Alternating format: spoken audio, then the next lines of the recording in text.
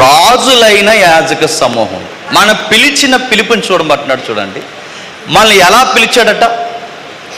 చీకటిలో నుండి ఆశ్చర్యకరమైన వెలుగు. చీకటి ఆశ్చర్యం, ఉదయం మాట్లాడుకున్నాం కదా. చీకటి ఆశ్చర్యకరమైన వెలుగు అంటే యేసుక్రీస్తు వారిని ఎరగడమే వెలుగులోకి రావడం. అంటే ఎవరైతే యేసుప్రభు వారిని నమ్ముకుంటున్నారో, ఎవరైతే ఆ వాక్యపు వెలుగులోకి వస్తున్నారో, వాళ్ళని చీకటిలో నుంచి ఎక్కడికి పిలిచాడు? వెలుగులోకి పిలిచాడు. వెలుగులోకి పిలువబడిన ప్రతి విశ్వాసి ఏం చేయాలట? అక్కడ ఉంది, తన గుణాతిశయములను ఏం చేయాలట?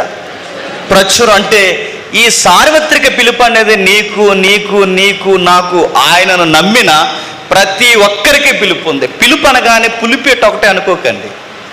పిలుపు అనగానే ఇక్కడ చెప్పేదే కాదు.